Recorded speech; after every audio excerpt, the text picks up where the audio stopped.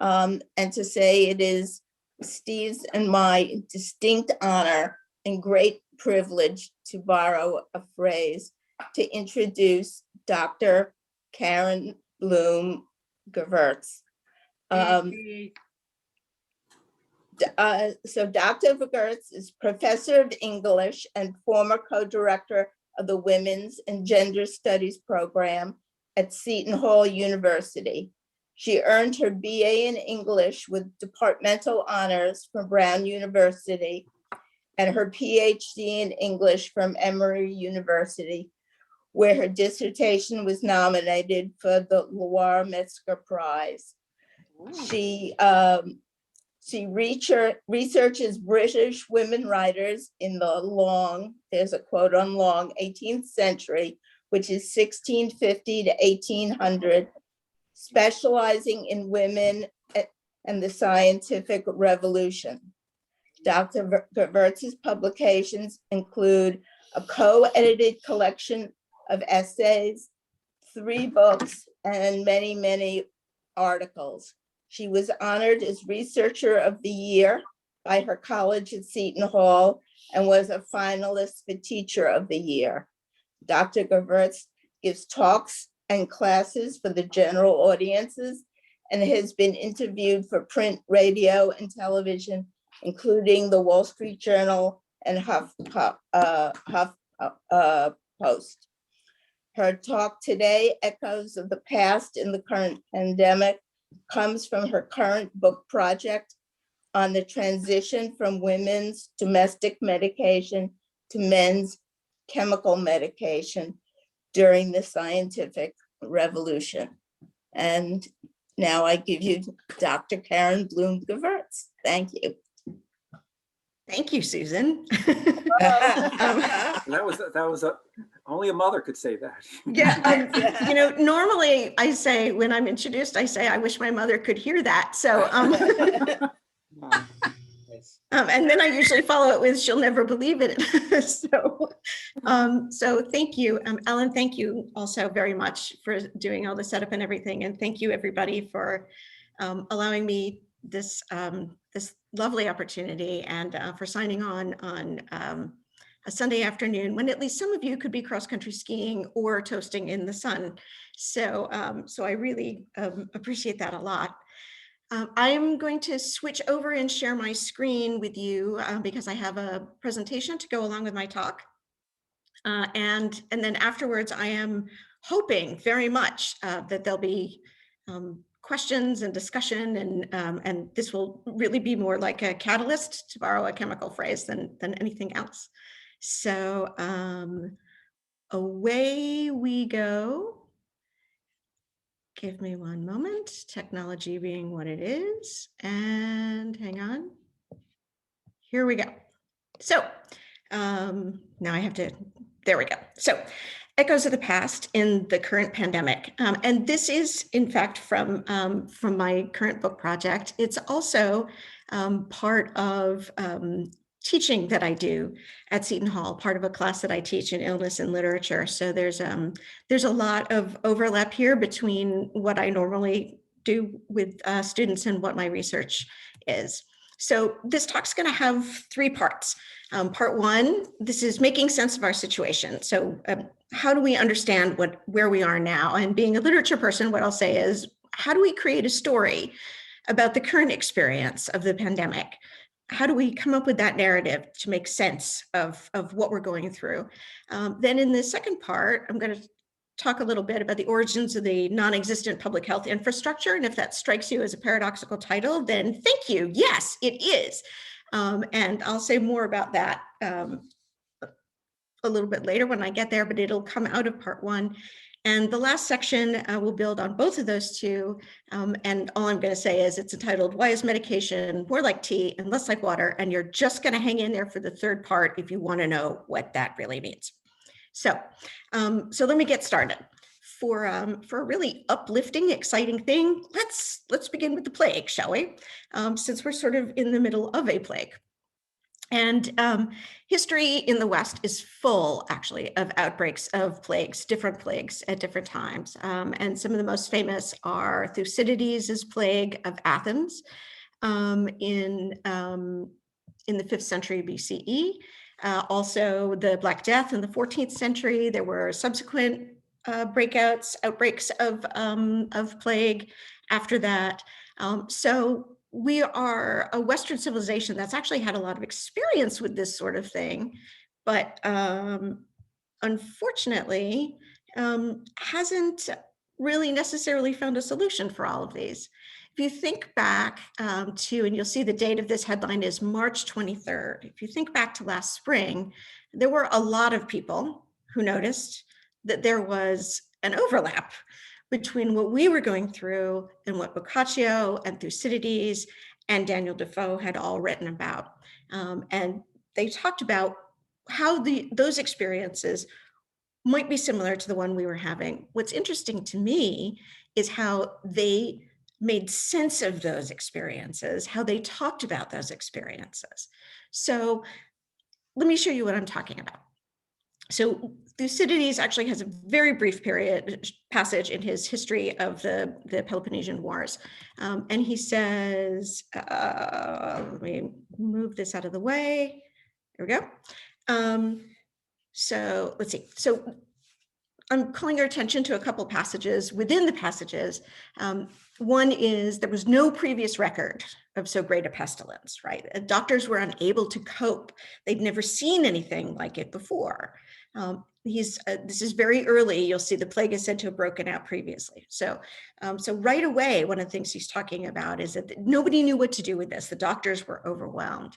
And there's also his point that the more doctors came in contact with the sufferers, the more liable they were to die as well. So the exposure of those who were caring, especially the professionals, which was unusual. He says also that the plague is said to have come first from Ethiopia beyond Egypt, which is east-ish of Athens.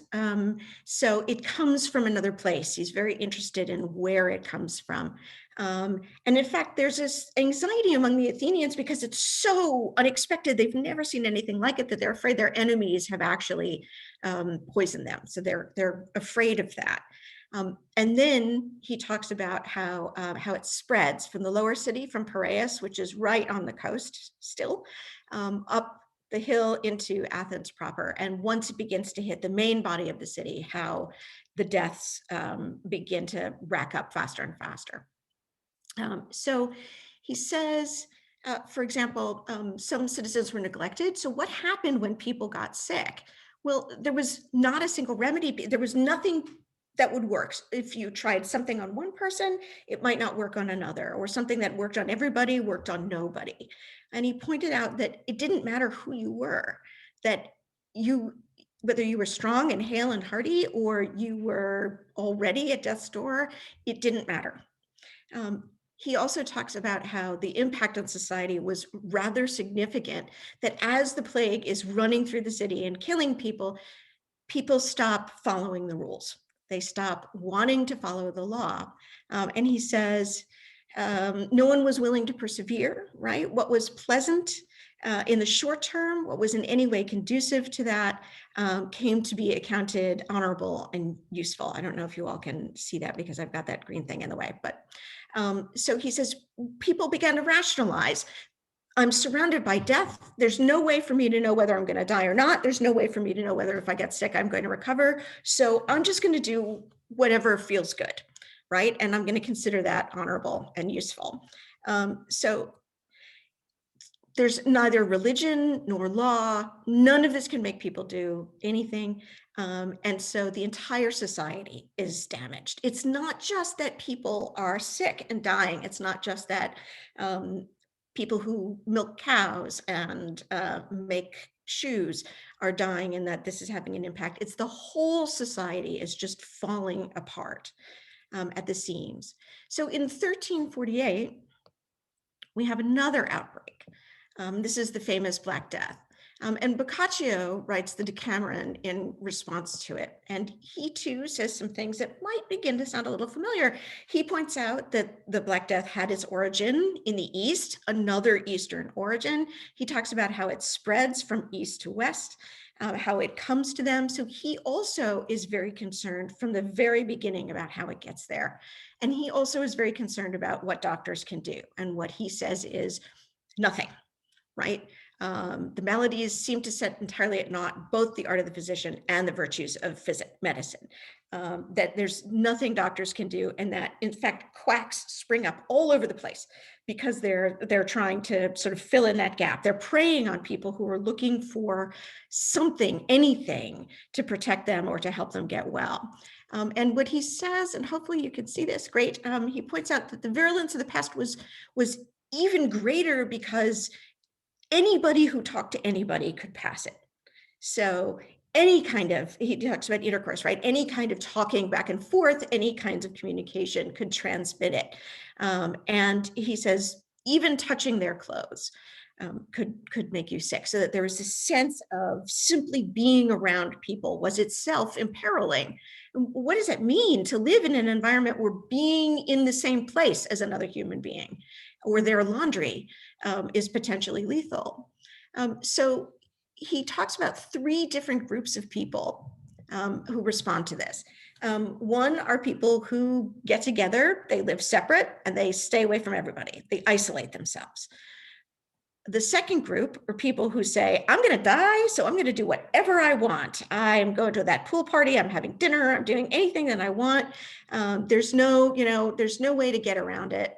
So I'm just going to live life to the fullest. And then the last group are people who find a middle line, right? These are the people who say, well, I need to get food, so I'll go out, but I'm not going to have a party.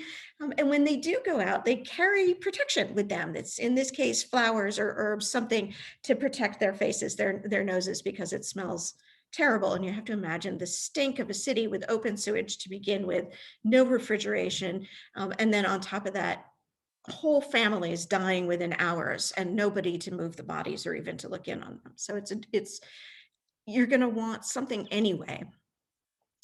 So in 1666 is the Annus Horribilis in London. There's a great plague and there's a great fire.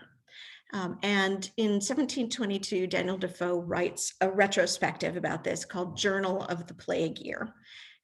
And it's an absolutely astounding piece. He was actually only 5 when it happened, but he did a lot of research, basically. He creates the world of what it was like. It's a first-person narrative of living in London when the plague comes.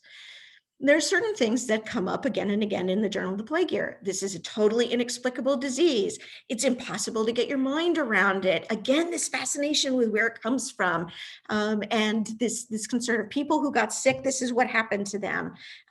Doctors didn't know what they were doing, couldn't do anything. The whole society is falling. Human beings start doing wacko things. And all of the systems that are supposed to keep us together and keep us protected really break apart under the pressure of the plague.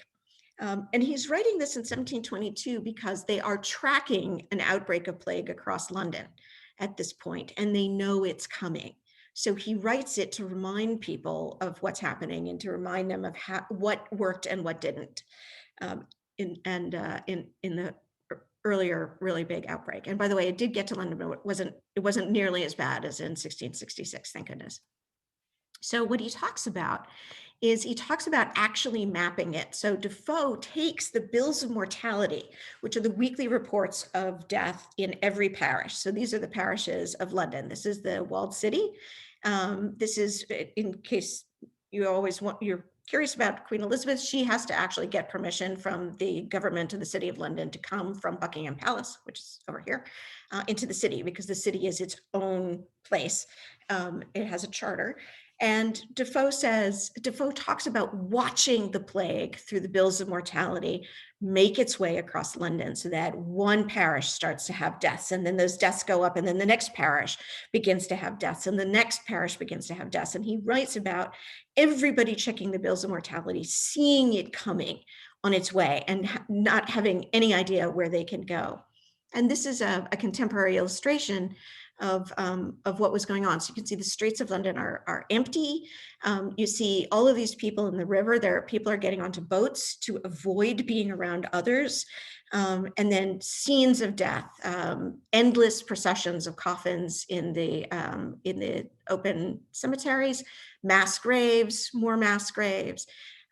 What it was like to live there, where the bells tolled constantly because people were always dying. There was just a constant string of deaths. And he talks about what it's like.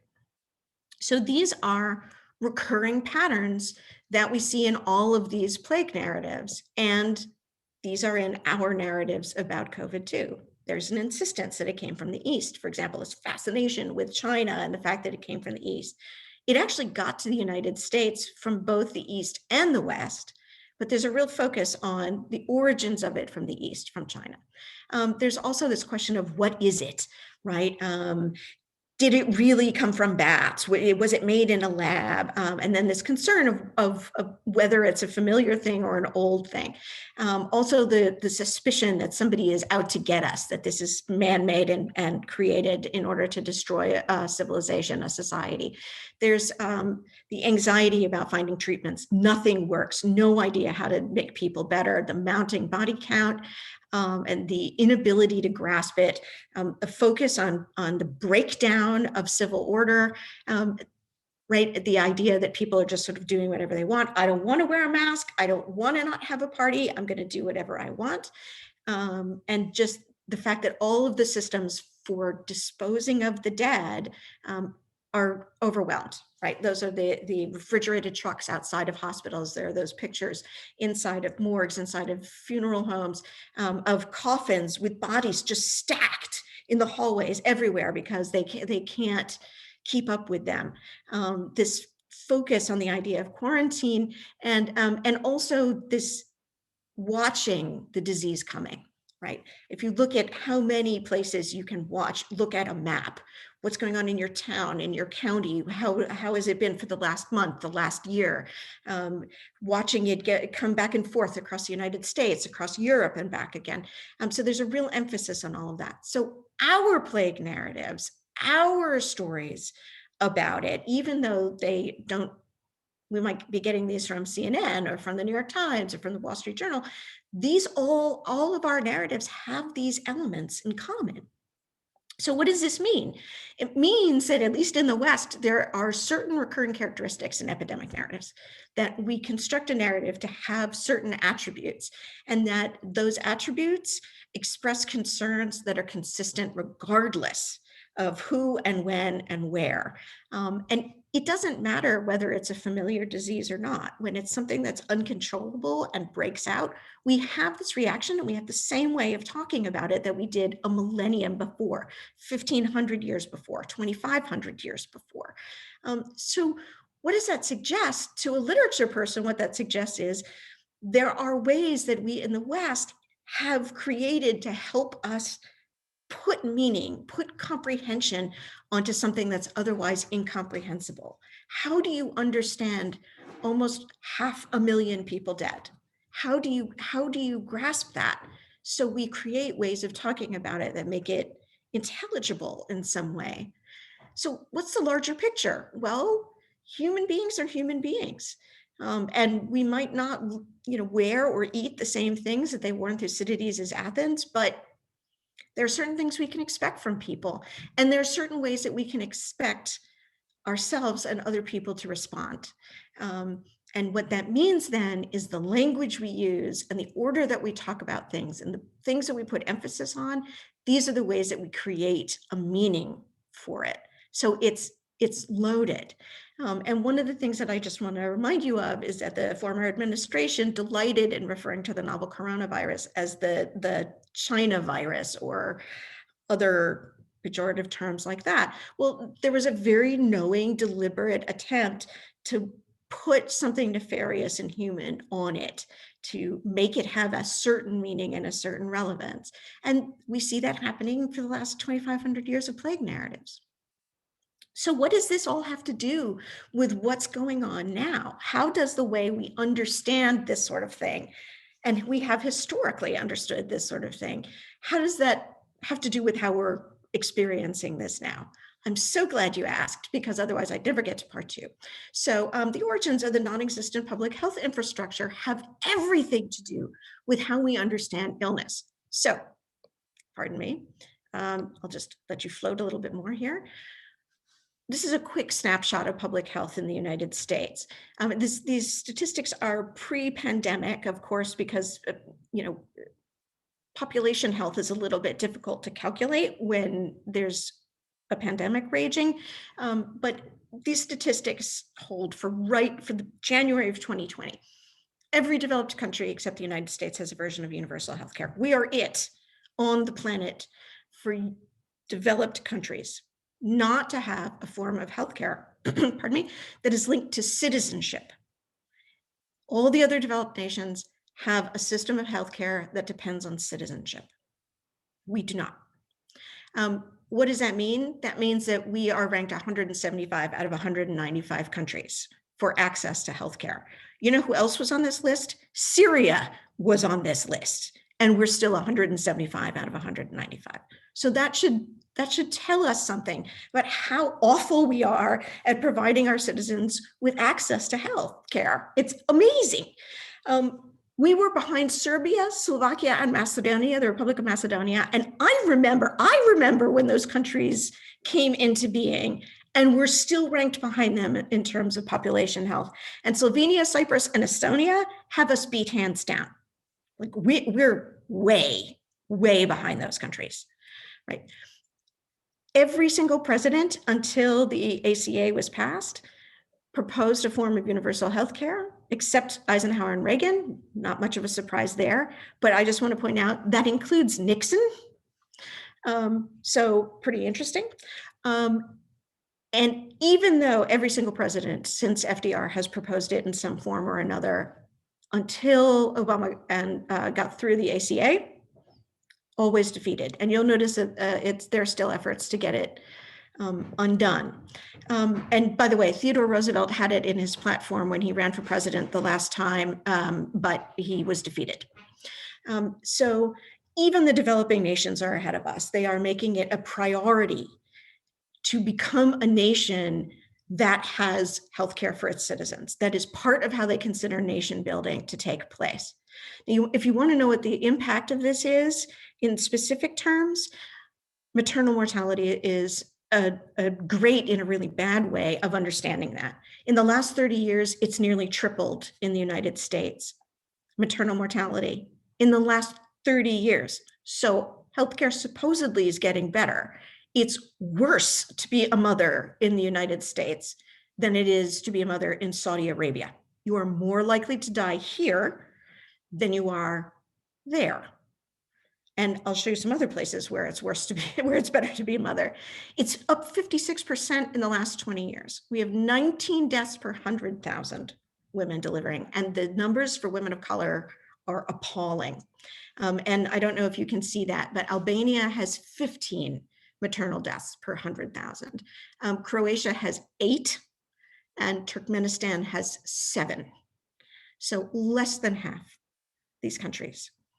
It's better to deliver a baby in Turkmenistan than it is in the United States. So why? But aren't we, pretty well equipped to deal with this sort of thing? So much as I hate to say it, the problem is the 18th century. And since the 18th century is my field, I say it with great regret and some apology. But since I wasn't there then, it's also not my fault. But our problem is the 18th century. Why? Well, for the first thing, the 18th century is the scientific revolution in England, and we are the result of England, ultimately. And that's when we learned to treat medication as a commodity. And what I mean by a commodity is something that can be bought and sold. So it's not something that you give away. It's something that you buy and sell. Unfortunately, that coincides with the advent of free market capitalism, which we don't exactly have, but we certainly have a version of it, right? Which is just let people buy and sell things. The benevolent hand, if you've read your Adam Smith, will take care of, exploitation and stuff like that. We also come from a time where private property was considered the foundation of government. If you take a look at some of our founding documents, for example, private property, government exists to protect private property. And of course, American exceptionalism. We are amazing and remarkable and special. We shouldn't be, we cannot be like everybody else. What do I mean by this?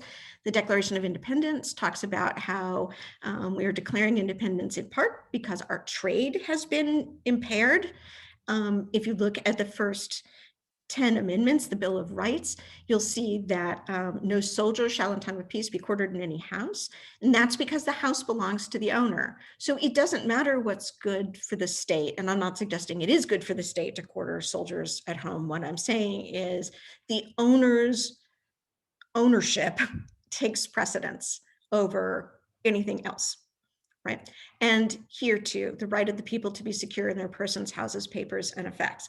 And right, I don't have a problem with warrants. I'm a big fan of warrants. I think they should be used, and I also don't have a problem with capitalism in the concept or private property. I mean, I have a house. I really like it, but what this is a foundational idea that private property is the purpose of government.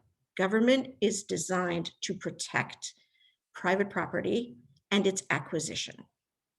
That's a really specific purpose for government. It's not the same as, say, protecting the welfare of its citizens. It's very different. So this takes us to two really important questions, which is, who do we want to be and how are we going to get there?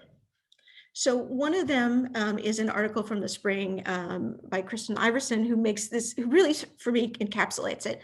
American exceptionalism is the prioritization of the individual, right? That I don't want to wear a mask, so I won't. And it's my constitutional right not to. It's actually not, by the way, in case anybody's wondering. But and you can't yell fire in a crowded movie theater either, so but at any rate, there's this idea of my rights supersede whatever is good for the community. I can choose to do what's good for the community, but my rights are what's most important, and I only need to worry about myself. And Zoe Williams, who's an English writer, wrote in The Guardian also last spring that what came out of World War II for the British was the National Health Service. And she said, the idea was, how does the state, whatever the state is, treat human life? And Britain came out of World War II by saying, if we are going to use the state's resources to killing people, then we also have to use the state's resources to take care of people. That we cannot prioritize destruction over protection. And that was the great British conclusion from World War II. Which brings me to this question. Why is medication more like tea and less like water? It's been a long time coming, but here we are. So if we have these questions, right? Who are we? What do we want to do? How are we going to make use of the pandemic the way, say, Britain made use of World War II? Then we have to think about these foundational concepts. So this may be a familiar scene to all of you, not because I think any of us were there, but just it's pretty famous. This is the Boston Tea Party. You can see the colonists over here dumping tea that looks remarkably like styrofoam, those little styrofoam filler things, into the Boston Harbor, and crowds on the shore cheering. And why? Why are they so mad? Because they have to pay for tea, and they have to pay more for tea than they want to pay for tea. And this seems unfair. Everybody drinks tea. It's a great source of taxation money, right? But they don't want to have to pay more for it than they already do. They're angry about that, right? I should be entitled to buy my tea. Okay, well, why is medication more like tea than like water? Well, it's like tea because you have to buy it from somebody. They have to get it from somewhere. They either make it from ingredients they've got in some nifty back room somewhere, or they've bought it from somebody else. There's a market for it. You can price shop. If you don't have the money, you can't buy it. So you can't have it. It's not like you can walk up to the pharmacy counter at CVS and go, yeah, I got a quarter and a chiclet. What can I get, right? It doesn't work like that. And of course, the whole purpose of selling it is not to make people well. The purpose of selling it is to make money, right? Because people won't sell it if it doesn't make them money. They'll sell it because it's good and it cures people and because it makes money, but they won't let people have it just because it's good and it helps people. So why isn't it like water? Well, it's not like water because we're a society that believes that everybody's entitled to access to water. We don't think that about medication. There are laws that say that if you are an employer, you must provide access to potable water, easy access to potable water for all of your employees. We don't have laws like that for medication. The government's job for water is to make sure that everybody can get there, hence the laws, and also to make sure that that water is good. You can't just drink any old water, and their job is to make sure that it's safe. And if you have the water and you stand there and watch somebody die because they don't, you can be arrested. And there isn't necessarily a criminal statute that says depriving somebody of water is. But if you look, for example, at what constitutes child abuse and what can get you in jail for that, preventing somebody from having water is certainly one of them. Well, if I'm Merck and I don't sell you that insulin, nobody's going to bring me up on charges. You didn't have the money, so you don't get the insulin. It's not water, it's tea. So where did this come from? Well, this came from the scientific revolution. Sorry. And let me just say, I'm a huge fan of science. I was for 2.5 years pre-med in college, and I'm the person who reads the Science Times every Tuesday. So, this is not an anti-science talk or an anti-medication talk for that matter, but this is a how did we get here because this doesn't seem to be working so well problem. So before the scientific revolution, the way you got your medication was at home. Mom made it. Mom had a recipe book. She had a recipe for heartburn tablets, for a drink for heart murmur, lice medicine, jaundice, whatever you had, there was a recipe for it in Mom's recipe book. The recipe book also told Mom how to steam broccoli, poach fish, make a nice roast duck, how to candy violets, all of that stuff. It was made in the kitchen. It needed a recipe and it went into the recipe book. And so here, the photographs I'm going to show you are all in my personal collection. So these are all photographs of recipe books that I have the photos, I don't have the recipe books. So illness was also a community event. Community might be the family. If you got sick, the whole family was affected. The whole family cared about this. Your friends cared about this. Your neighbors cared about this. It mattered to everybody if somebody in the family was sick. And knowledge for treating illness was communal. If you had something for jaundice that wasn't working, you went to your next door neighbor and you said, hey, you mentioned something about a jaundice med, and your neighbor would go, sure, here, bring me your book. And they'd write it down for you. So recipe books are really special. You can see that they are blank paper. Different people wrote in them. So you might have a friend come over and she might write her favorite recipe in your book, or you might have a visiting dignitary, and a way of honoring them would be to say, would you write a recipe in my book? You can see that people organize their recipe books in lots of different ways. And these were handed down generation to generation. Recipe books could be in families for longer than a century.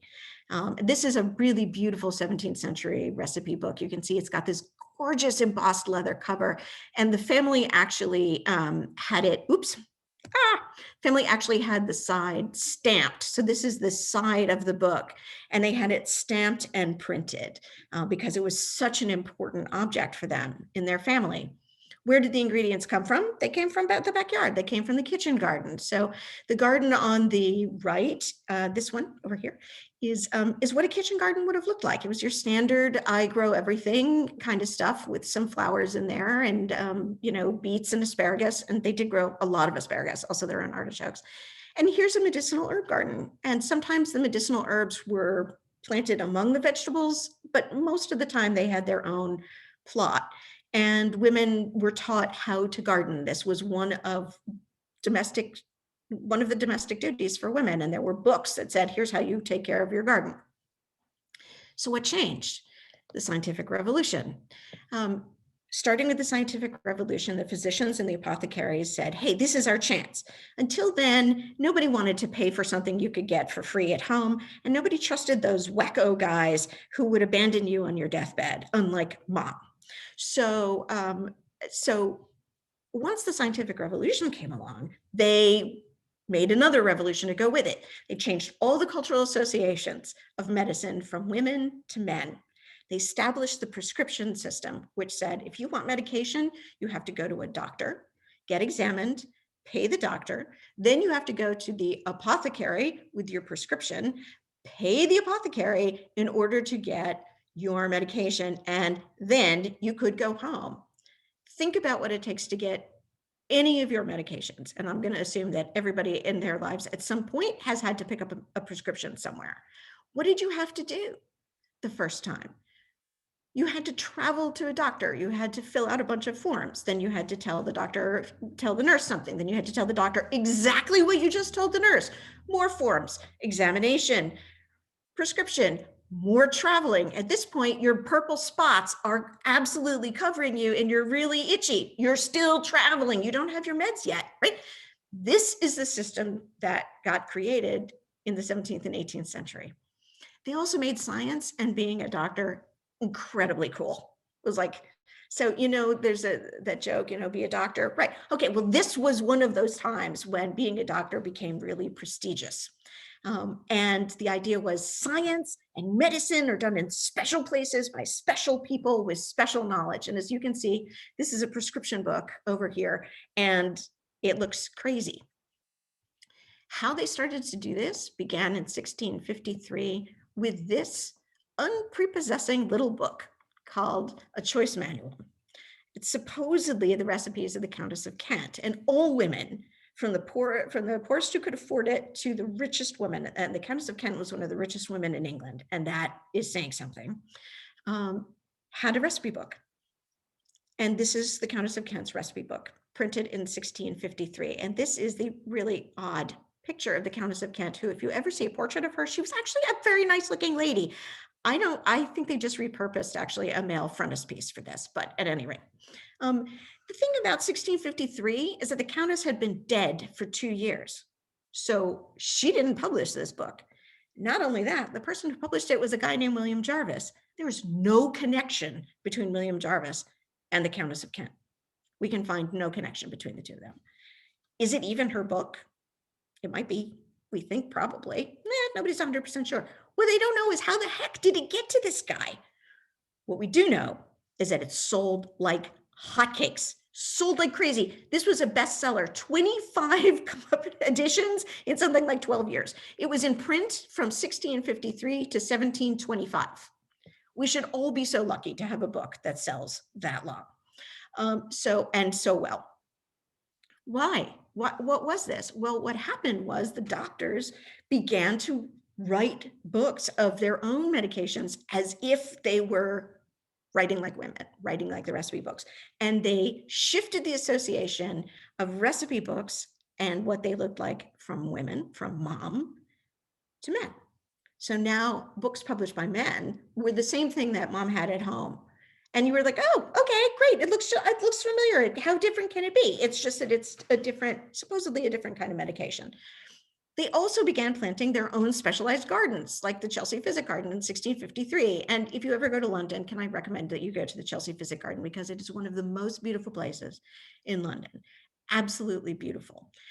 And the Chelsea Physic Garden was where, if you were an apothecary, you went to learn what herbs to use to make what medications. That's the other secret. The apothecaries and the doctors, with the exception of things like mercury and arsenic, made a lot of medications that were exactly the same as what the women were getting at home. They just slapped a Latin name on it.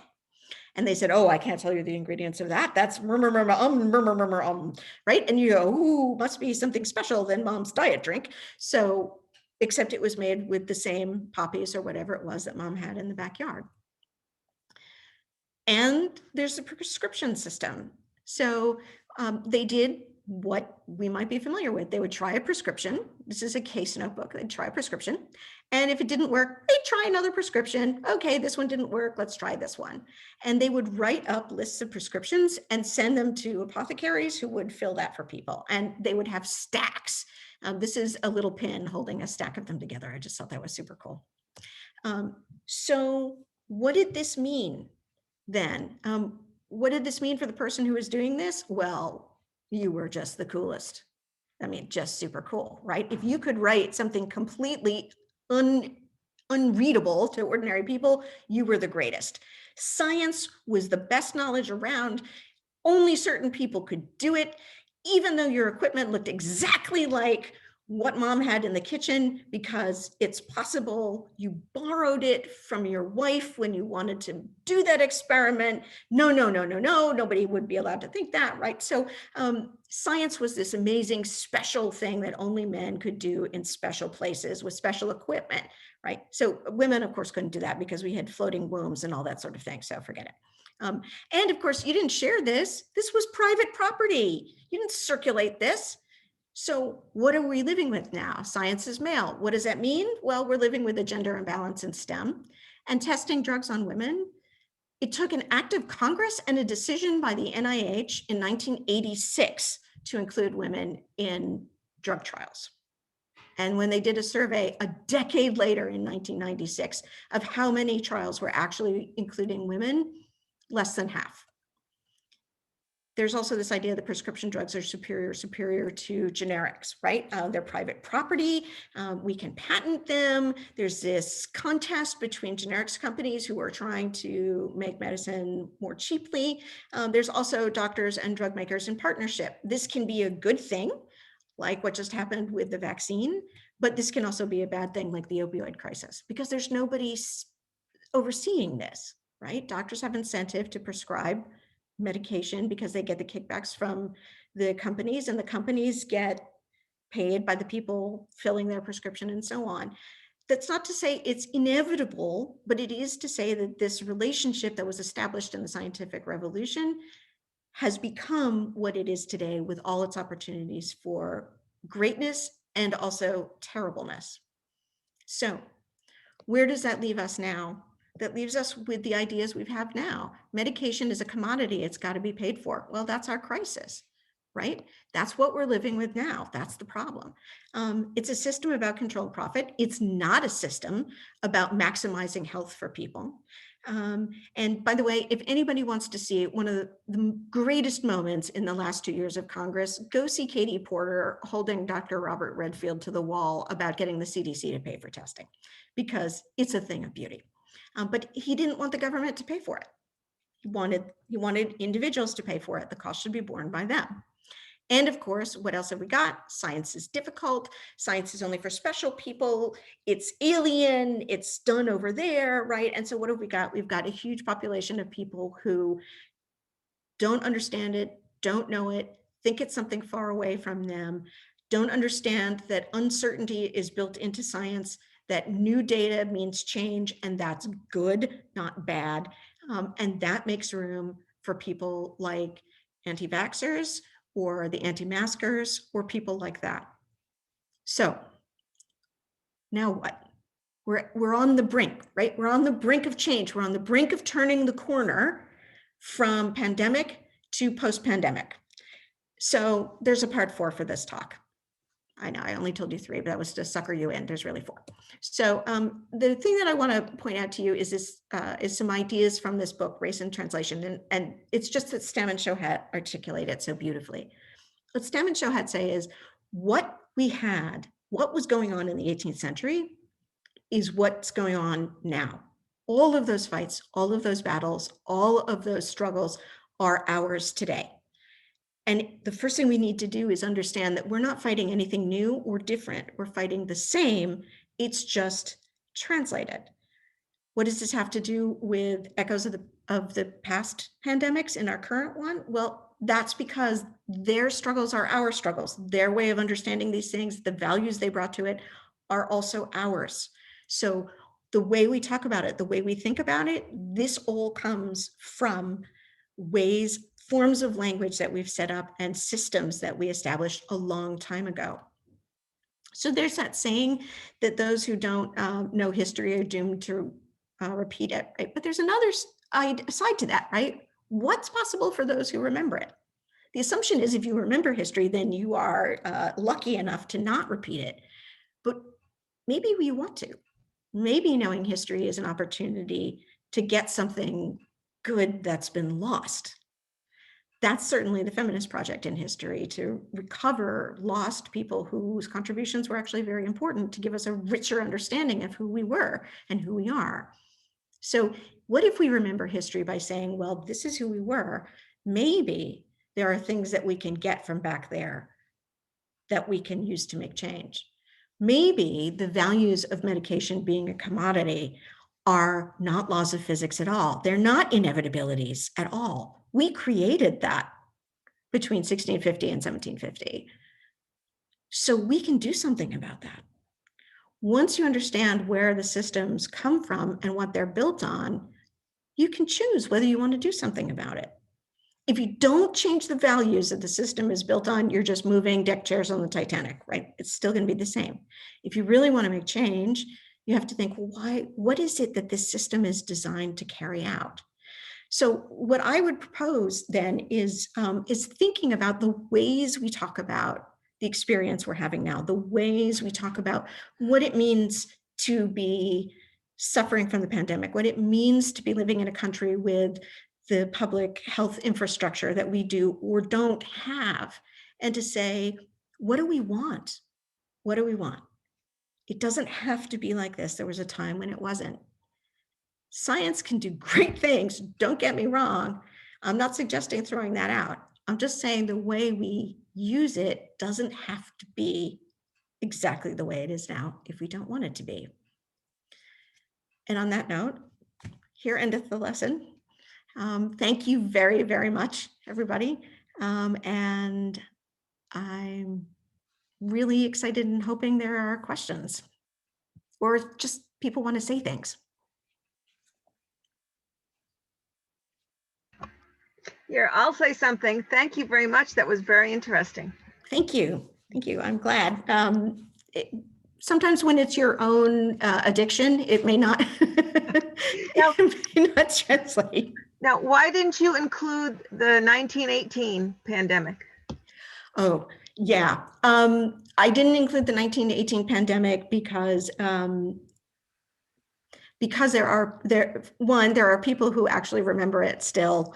And because some of the protocols that we have now were actually developed during that. And so that connection is actually already established.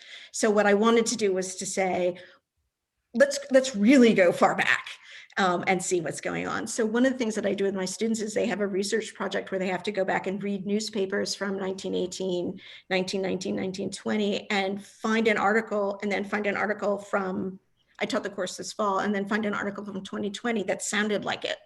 And so they had these two articles that were talking about, we don't know how it's transmitted, or everybody should wear a mask, or something like that. So that was one of the things that I did so that they could see that there was that continuity there. And it was fascinating that humanity always wants to place blame on somebody. It came from here, it came from there. Oh my God, that's horrible.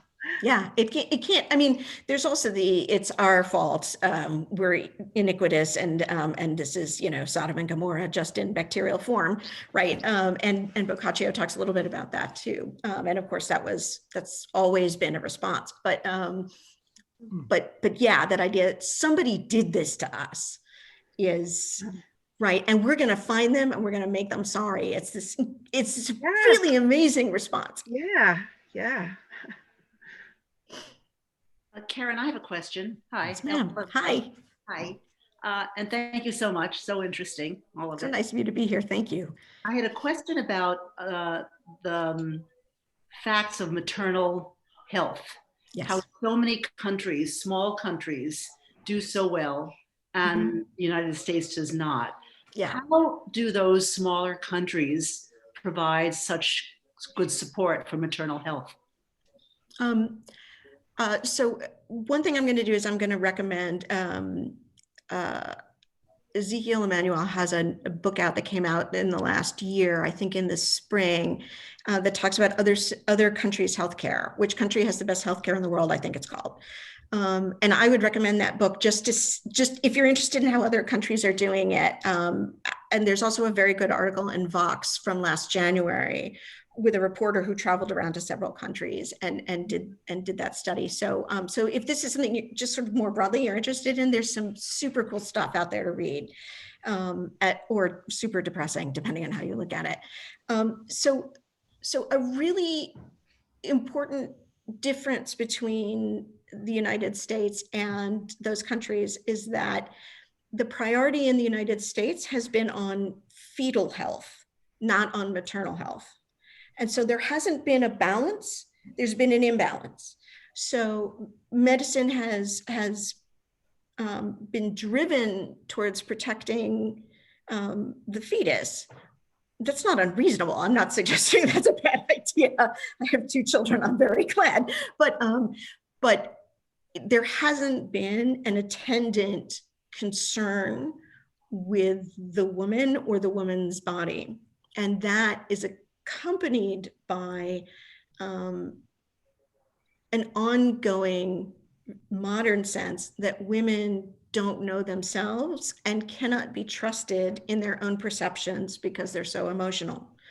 So if a woman says to a doctor, I have a terrible headache, and that she's, she hasn't delivered yet, I have a terrible headache, I have a terrible headache, that's actually a sign of preeclampsia. She's heading rapidly for a stroke.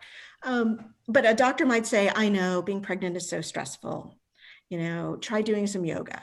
And I'm not kidding, like that's, women get that response, right? So those are attitudes that remain in a lot of countries when it comes to taking care of the woman. There's an understanding in the culture that the woman's life needs to also be taken care of. Now, that might be so you can have more children to take care of the farm, or that might be because, he's going to want another wife eventually, or whatever that is, right? But there is a sense of the woman's life has value, and there needs to be pre and postpartum care for that. There's also in a lot of countries a very different concept of postpartum that if you look certainly in Western Europe, postpartum for France is at least 12 months. Sweden, I think, and Norway and Denmark all consider the postpartum period 24 months.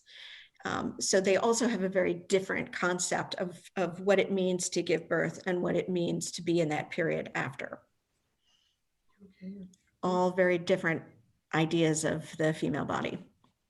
Yeah. But while I'm saying, oh, sorry, please, Bob, I beg your pardon. Go ahead. A question about the developed countries with better healthcare systems, the United States. Which one do you think did the best job in coping with the COVID pandemic? You are out of my field of expertise. I hate to say, I don't know enough about how everybody dealt, and also those were ratings in terms of access to healthcare. So Canada, for example, has better access to healthcare than we do, but the line for specialists is very long. So if you want to get in to see your GP, you don't have a problem. If you need hip replacement surgery, you might be waiting a long time.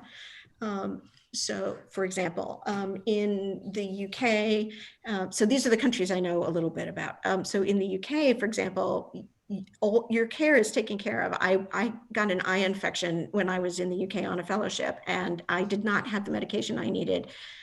And I got treated for free at an NHS clinic in the middle of nowhere.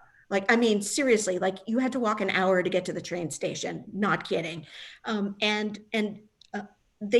walked in and they said, oh, you're an American, fill out this form. I filled out a form they treated me for my eye infection. And the reason why I had to wait in the waiting room was because the doctors were having a group meeting in the middle of the day in which they shared lunch and they shared their case notes about all the patients they were seeing. And half of the doctors then went out on, you won't believe this, house calls in the afternoon because it was a rural community and they needed to go check on people. They had a separate clinic for babies. So if your sick baby needed care, you went into one place, but if you were there for a well visit, you went to someplace else. So your sick baby wasn't exposed to the well babies and vice versa, right? So on the other hand, the NHS is hemorrhaging doctors. Nobody wants to work for the NHS. So that's a serious problem for them. Why doesn't anybody want to work for the NHS? Why is it so awful? So there's that. But in terms of access, right? If you have a system that's based on citizenship, you live here, therefore the state's obligation is to make sure you get healthcare. That's one thing. If you live here and I don't care if you die from insulin shock, that's a really different attitude. And that's right. And so that's the one that we're, and I'm simplifying a bit, but that's the one that we're talking about in the United States, right? Where it's not based on citizenship, it's based on employment. And that's an issue. I can tell you that in Mongolia, my guide's mother was a doctor, and 20 years ago, she went around Mongolia on horses because they go from village to village and yurt to yurt.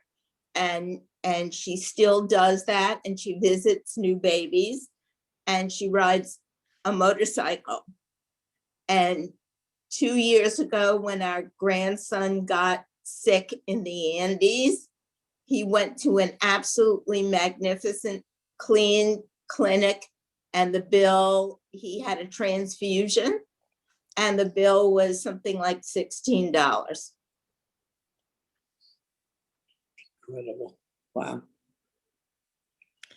Well, I have a question Yes. for you, Karen.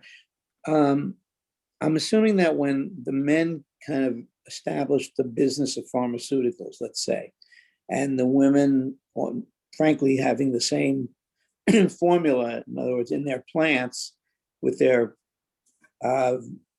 treatment books in the kitchen, the men simply institutionalized it, and it was a natural thing.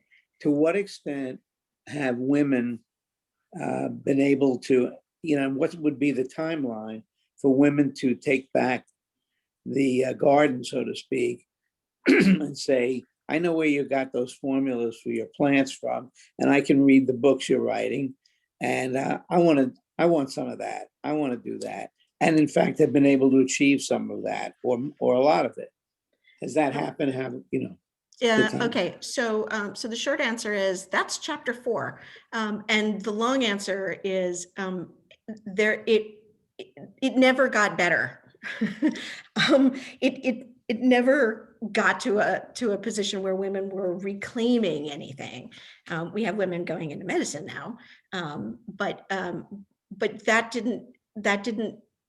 It wasn't like women went and said, "Ha, I'm going to make that same aqua mirabilis that you made, Bob," or Dr. Smith or whatever. It never. That's not ever how it worked. There was a period in which women used some enterprising women used their recipe books and sold the medication that they knew how to make.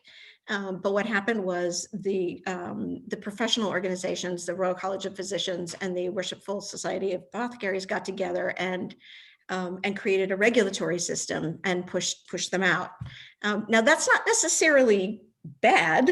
It's good to have regulation of medication. It's not a bad thing to know that whatever is going into your meds is actually good for you and is the same pill to pill. All those, I'm okay with that. But it was see chapter 7, differently targeted at women than it was at men. So women never came back. Now, and Nina and John, I know. Yeah. Hi. your hand is up. Yeah, I was thinking of the fact, I grow foxglove in my garden, and Mhm. that's what digitalis comes from. Yes, absolutely. But if I needed to take a digitalis pill, I would not want to trust the quality of what I was making. And although I know that women, and I understand the point, and I believe in alternative medicine. And I mean, I have a naturopath who I get for acid reflux, I get this elixir, which is licorice, fennel, and marshmallow. And I take it at night, and I haven't had acid reflux in years because of it. And the prescription stuff, the Prilosec and stuff like that has horrible, like arsenic in it, I think, or something like that. Anyway, so I mean, I have a naturopath, I totally believe in it, but women taking back medicine is a little dicey. I understand what you're saying, and I totally agree with some part of it, but then the other part of it, I definitely have issues. I believe in modern medicine. It's just medication didn't get better until the 19th century. So what you have is from 1650 to 1750 is the world's most amazing public relations campaign of all time, right? And it's brilliant. But once medication caught up with all the other things, once chemistry actually could do the things like aspirin, I wouldn't want to chew on foxglove either. And I for sure wouldn't recommend it to anybody. I mean, if you have a really bad headache and you've got some chamomile in your garden, could you steep it and get it? Sure. Yes. That's not really going to help you with a brain tumor. And so I am not propounding herbal medicine at all. Not a bit of it. I'm saying that there was this system that worked, and then there was this other system that worked just as well, which means fairly badly. And they just got people to switch from one free, convenient, familiar system to something that was expensive, unfamiliar, and mysterious. And man, wow. Right. I mean, the flip side of that was I was prescribed prednisone for a condition that I had, and my naturopath looked at the condition and he said, it says here that it could go away by itself and you don't have any symptoms, so blah, blah, blah. Long and the story is that I never took the prednisone, and when COVID hit and I spoke to my doctor and she agreed that I didn't need to take the prednisone, although she had said I should take it, she said to me, oh, it's really good, you have an intact immune system, it's good that you didn't take the prednisone. So it's a little crazy making. I just really believe in alternative medicine and getting them checked out together. And I think that's the, I'll be quiet so other people. No. But this does bring me to chapter, I think it's 13. Which is ethnomedicine. And I didn't say anything about it, but a huge amount of Western medication is actually, if you trace it back to the source, plant-based. So like digitalis can be extracted, an unbelievable number of cancer drugs come out of something called the Madagascar periwinkle. And the drugs like that. There's a schistosomiasis treatment that comes from wormwood, and you can literally take a leaf off the wormwood tree, boil it in hot water, drink it, and it will expel the worms. So it tastes awful, apparently. But that's what they're doing now in parts of Africa, that public health is teaching people to make this tea, and that's what will help them. So there is also a foundation still in Western medicine that is botanical. It just goes through a lot of transformations. These are molecules that are really hard to make in the lab, but plants make them just fine. And as long as you're growing the plant, you can get what you need to make the next medication. We don't tend to talk about it. The closest I think the media really ever came recently is the concern about having ingredients for making the medications, and that pipeline. The concern, if we started boycotting goods from China, or if there weren't people in China to harvest them, because a huge amount of that botanic material actually comes from China. So the question is, okay, well, maybe we should start growing some Madagascar periwinkle in the US. I mean, get a greenhouse, go to Merck. But there is a lot of it. We just don't talk about it because we have inherited this idea that medication is this thing that's made in the lab and you need a white coat and maybe some goggles and you're probably male, maybe not anymore so much. But that's kind of the association with it. And of course, now that companies have been using these things for a long time. Madagascar periwinkle is from the 1950s, I think. But the countries don't get reimbursed or credited.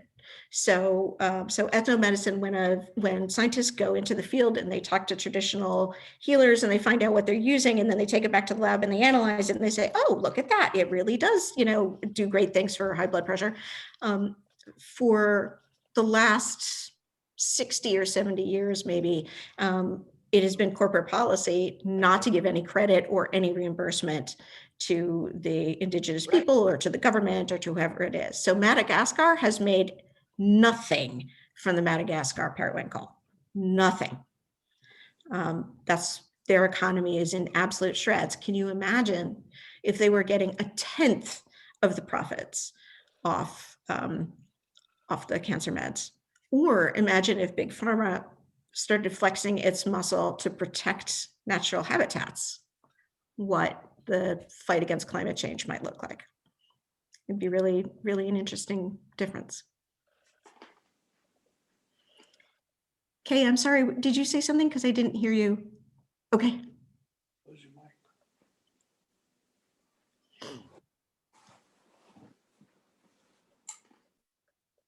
Karen, a great talk. Could you comment? Yes. But your focus has been the West. How about Yes. the East? Oh, no, now you're way not, I couldn't begin. I can't. So maybe what you're saying has happened in the East. It's quite possible. Mm-hmm.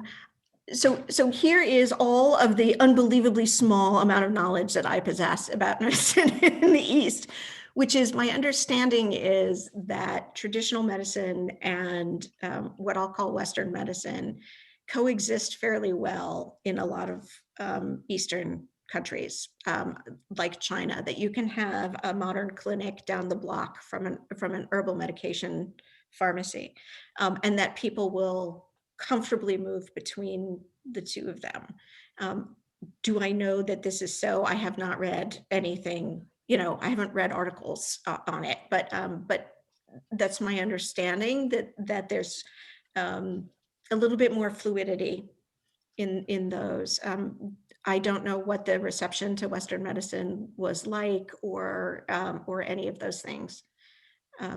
Nor can I comment on the kind of the concept of the body. I mean, we've got a really Cartesian view of the body. It comes in parts, and there's a brain and there's a body, and then you got some connective stuff, and you can just treat that bumpy thing over there, and all this other stuff is going to be fine. I mean, we are inching towards a very different concept of the body.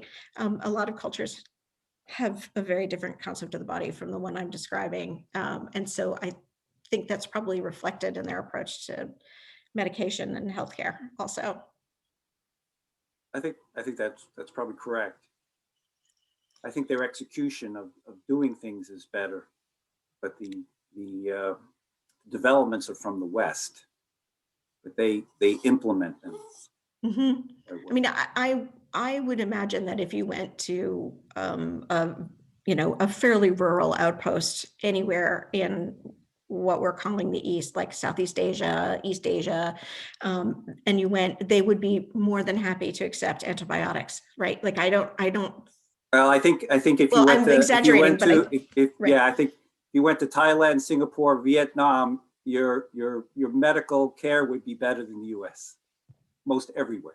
Well, but again, if we're defining that in terms of access, or if we're defining that in terms of knowledge, right? So, I mean, there are great obstetricians in the United States, and yet 19 per 100,000 deaths. So, Karen, I don't know, this is just, an experience that I had a number of years ago when I was in San Francisco. My son had a chronic eye issue that none of the doctors could treat. No one knew what to do about it. And he went to this Chinese dispenser of remedies right in the city in San Francisco. And the guy's name was Tony. And Tony just looked him over and took his pulse and had him looked at his tongue, and then he prescribed. And he pulled out all kinds of bark and seeds and things from very specific little cubs on the wall, and made a concoction. And he had to take this every day for a month, something like that. So he'd boil it up in water when he got home. It smelled terrible. And I tasted it. I mean, it was just awful. But he stuck with it for a month. And then the condition went away. Well, it might have gone away anyway. But there was a strong belief that this person who knew holistic remedies, could help. And I think he had quite a following. And I was just very impressed with it, even though, my skepticism was in there also. But it was an interesting experience to see another way of treating. Yeah. But one of the things, so again, I am a huge fan of science, and I believe in the scientific method. I believe in the discoveries. I think human beings can misuse, but that doesn't mean that there aren't marvelous and wonderful and fabulous things about science. But science developed hand in hand with economics and imperialism in the West. And part of what I'm trying to show is that you didn't have an economy and science. Science was always part of an economy. It was always part of the development of empire. It was always part of taking resources. It was always part of imposing knowledge. So it's part of the larger system. And as we are able to move, hopefully, to a post-colonial state where that mindset of it's this way, and to be a little bit more elastic, I think there are possibilities that will be very interesting. Again, I am not advocating holistic medicine, and I'm not saying everybody should have acupuncture if you're going to have surgery. That's not what I'm suggesting, but I am suggesting that if you look at science as developed at a certain time in a certain place and used in certain ways, there are ways in which we can approach the generation of knowledge and approach the use of that knowledge in creative ways that we haven't done yet, basically, which sounds sort of Pollyanna-ish, but just to say, I don't think we're done. I think there's room for improvement.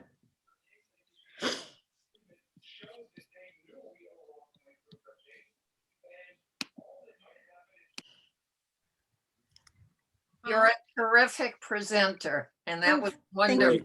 Thank you. Very kind. Thank you. Thank you all so much for signing on a Sunday afternoon, and thank you for hanging in there to the end. Thank you. No, it was great. Very good.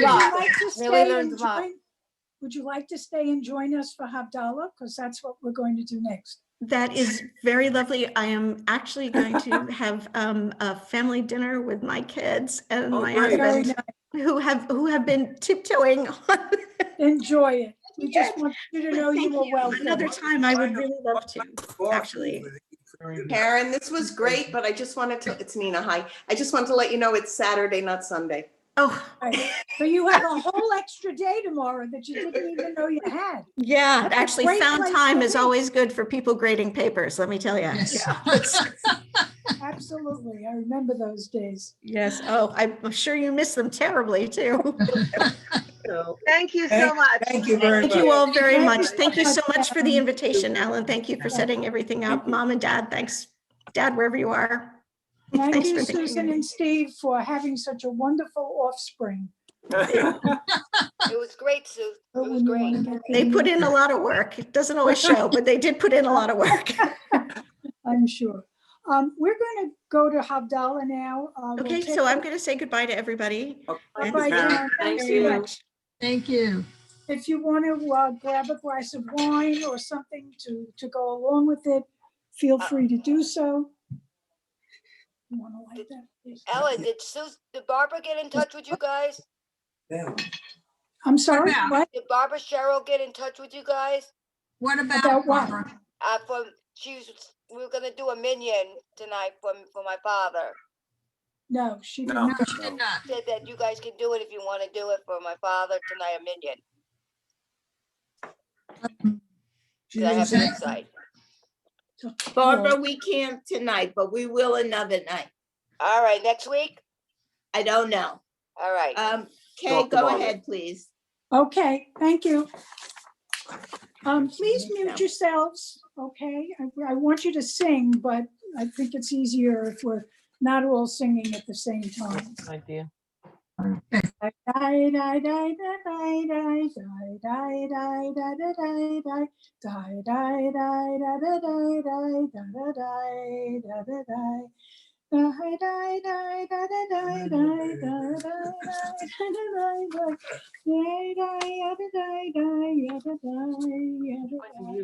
Baruch atah Adonai Eloheinu melech haolam borei pari hagafen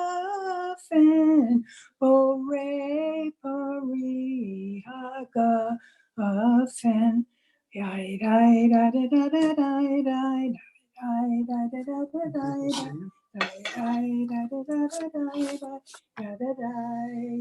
dai Baruch atah Adonai Eloheinu melech haolam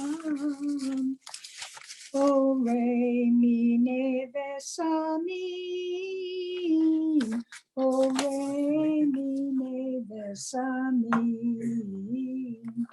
yai dai da da da da dai dai dai da da da da dai dai yai dai da da da da dai dai yada dai yada dai Baruch atah Adonai Eloheinu melech haolam borei meorei ha'esh borei morei ha'esh yai dai da da da da dai dai yai da da da da dai dai yai da da da da dai dai yada dai yada dai Baruch atah Adonai Eloheinu melech haolam hamavdil ben kodesh lekol ben or lekoshek ben Yisrael amin ben yom hashvi'i l'sheshet yimei hamaseh Baruch atah Adonai Eloheinu hamavdil ben kodesh lekol. You may drink your wine. Yes. Yes.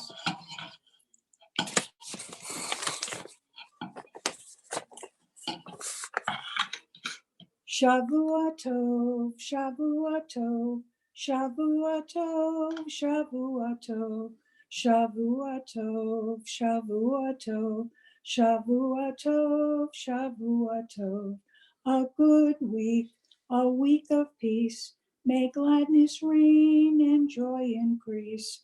A good week, a week of peace. May gladness reign and joy increase. Eliyahu Hanavi, Eliyahu Hatishbi, Eliyahu, Eliyahu, Eliyahu Agiladi, Bimhera v'yameinu, Yahavo Elenu, Imashiach ben David, Mashiach ben David, Miriam Hanvia, Ozim Rabbi Yada, Miriam Tirkoditanu, Lehaktil Zimrat Olam, Miriam Tirkoditanu, Letakein et haolam,